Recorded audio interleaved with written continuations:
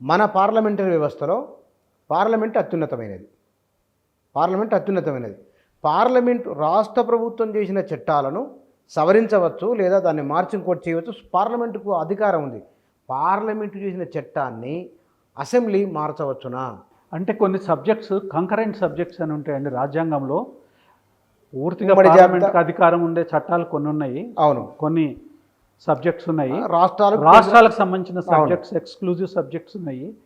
ఉమ్మడి జాబితాలో ఉన్నాయి. ఇది ఉమ్మడి జాబితాలో ఉంది. ఉమ్మడి జాబితాలో ఉంది కాబట్టి ఆ మేరకు లా అండ్ ఆర్డర్ అంటే మీరు చెప్తున్నంత భయము ఆందోళన అవసరం లేకుండా ఆయా రాష్ట్ర ప్రభుత్వాలు, ఉదాహరణకు తెలంగాణను, ఆంధ్రప్రదేశ్, కేరళ అనుకుందాం ఫర్ ఎగ్జాంపుల్, వారి ప్రజలకు ఏదైతే అవసరమో ఇందులో కట్టడి చేయవచ్చు. కొన్ని పౌరులకు, ప్రజలకు మినహాయింపులు మీకు ముందే చెప్పినాను.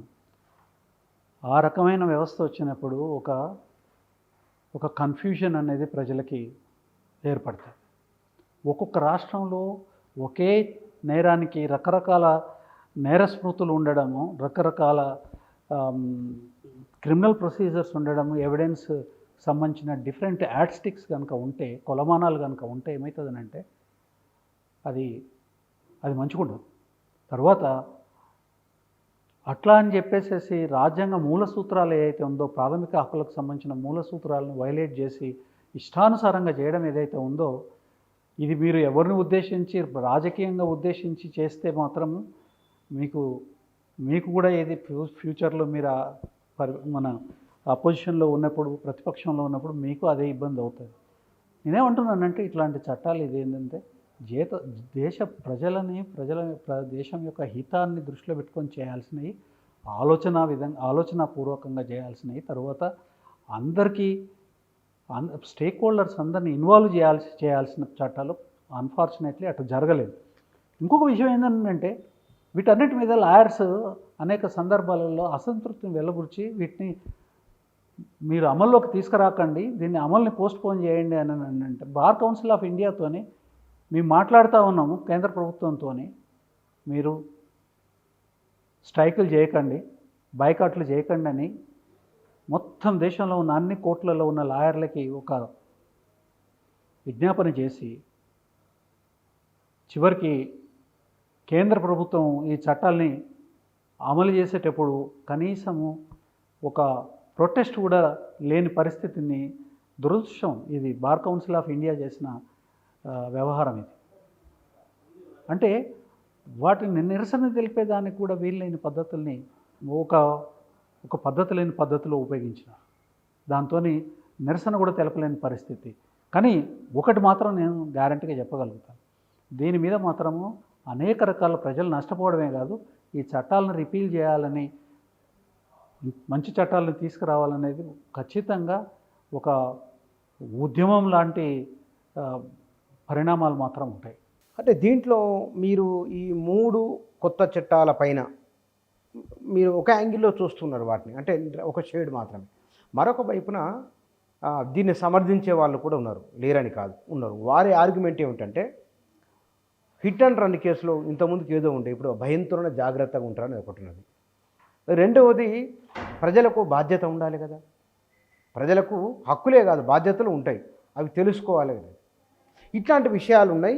ఇవి ముమ్మాటికి సమాజాన్ని ముందుకు తీసుకొని వెళ్ళేవి తప్ప వెనక్కి తీసుకొచ్చేవి కావు అనే ఆర్గ్యుమెంట్ కూడా ఉన్నది. అంటే మీకు దీనికి సమాధానం 2 ఫోల్డ్ అండి. ఒకటి ప్రివెంటివ్, తర్వాత ఇంకోటేమో జరిగిన తర్వాత వ్యవస్థ. ప్రివెంటివ్ ఏంటండి?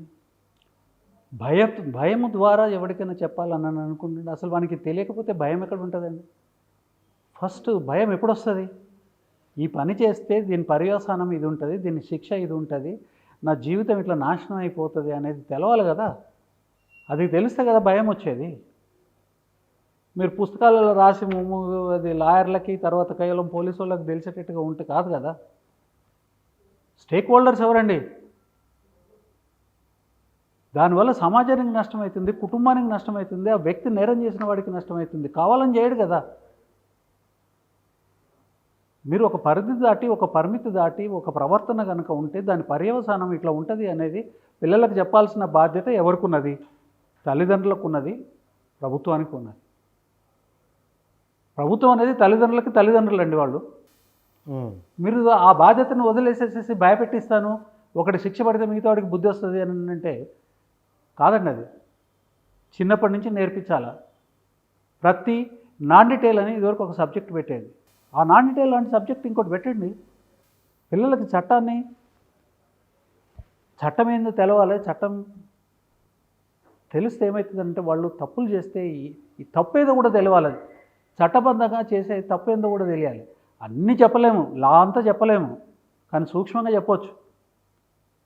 ట్రాఫిక్ రూల్స్ పాటించాలి అని స్కూల్లో చెప్పకుండా చిన్న విషయం, మేధావులు కాదండి ఇవి, పెద్ద పెద్ద మేధావులు ఉన్నారు దీంట్లో ఎవరు కూడా దీన్ని విభేదించేదానికి కూడా లేదు. మీరు అనుకుంటున్నారు పోలీసులు అంతా నెగటివ్ సెన్స్లో మాట్లాడాల్సిన అవసరం లేదు. చాలామంది పోలీసులు వాళ్ళు కూడా చెప్తారు స్కూళ్ళలో పెట్టాలి సార్ అని. రిటైర్డ్ ఆఫీసర్స్ ఒక సందర్భంలో అడిగితే మేము రెడీ అండి, మీరు వస్తారా రండి. అడ్వకేట్లు రెడీగా ఉన్నారు.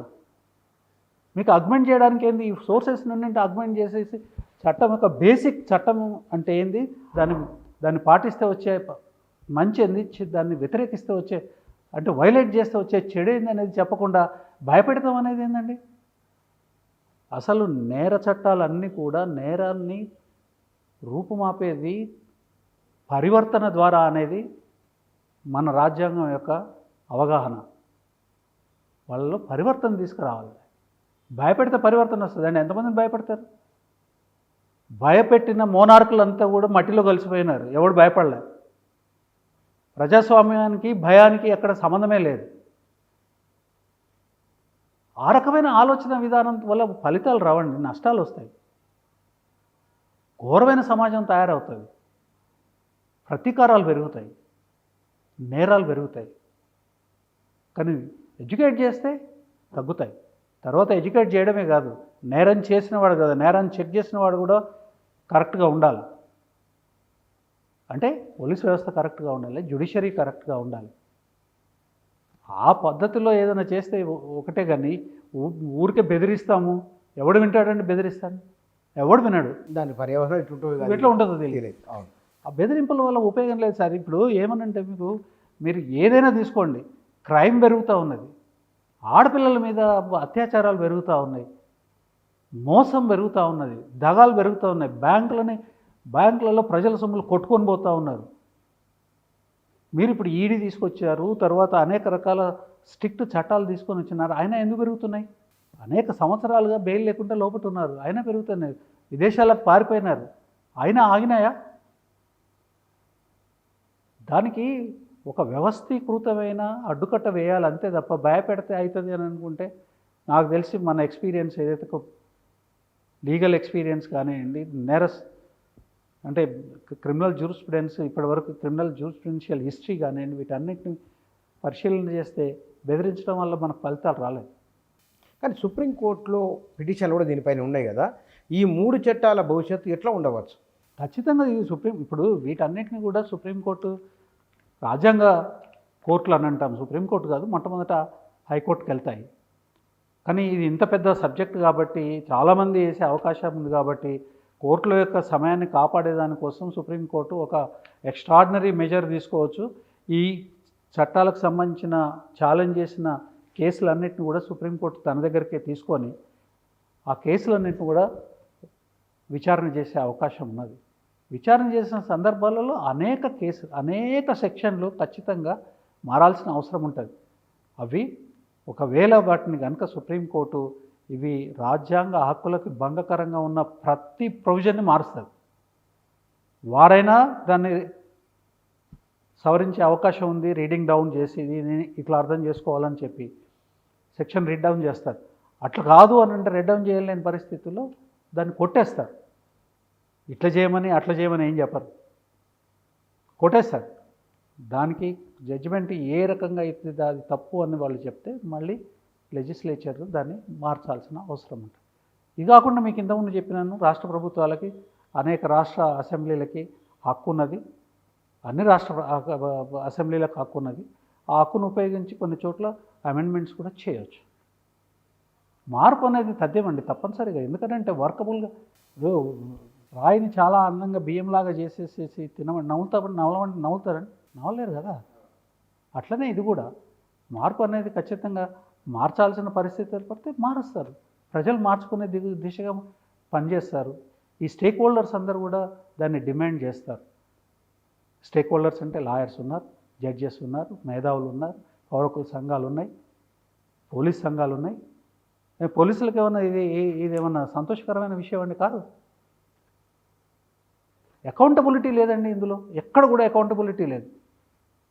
క్రిమినల్ ప్రొసీజర్ కోడ్ కొత్తది ఏదైతే నేను చెప్పగలుగుతానండి, భారతీయ నాగరిక సురక్ష సంహిత ఏదైతే ఉందో ఎక్కడ కూడా అకౌంటబిలిటీ ఇవ్వలేదు, ఫిక్స్ చేయలేదు. అకౌంటబిలిటీ ఫిక్స్ చేయకపోయి తర్వాత ఇష్టం ఉన్నట్టు అరెస్ట్ చేసే హక్కుని, అధికారాన్ని వ్యవస్థకి ఇస్తే అది ఏమన్నట్టండి? అది క్లియర్ డిస్క్రిమినేషన్. 14 హిట్ అవుతుంది, 19 హిట్ అవుతుంది, 21 అంటే ఈ రాజ్యాంగ ఆర్టికల్స్ ఏవైతే ఉన్నాయో 14, 19, 21 ఇవన్నీ కూడా హిట్ అవుతాయి వీటికి వైలేట్ చేసినట్టు. కాబట్టి కోర్టులకు పోతారు. మన ప్రమేయం ఉండాల్సిన అవసరం లేదండి. హక్కులు ఎవరికి భంగం కలుగుతాయో వాళ్ళే వెళ్ళిపోతారు కోర్టులలో. లాయర్లు ఉన్నారు తీసుకుపోయేదానికి, సోషల్ యాక్టివిస్టులు ఉన్నారు, పబ్లిక్ ఇంట్రెస్ట్ ఉంది. కాబట్టి ఓఫులు ఇవన్నీ కూడా రెక్టిఫై అవుతాయనే ఓఫ్ ఉన్నది. రాజ్యాంగం యొక్క పరిధిలోనే ఇవన్నీ కూడా సవరించబడతాయనేది ఉన్నది. ఒకవేళ కేంద్ర ప్రభుత్వమే చేయవచ్చు, ఇవాళ ఉన్న ప్రభుత్వమే చేయవచ్చు. కాబట్టి వేచి చూద్దాం ఎట్లా ఉంటుందో అనేది. మనం దీని మీద ఏదైనా జ్యోతిష్యం చెప్పలేము.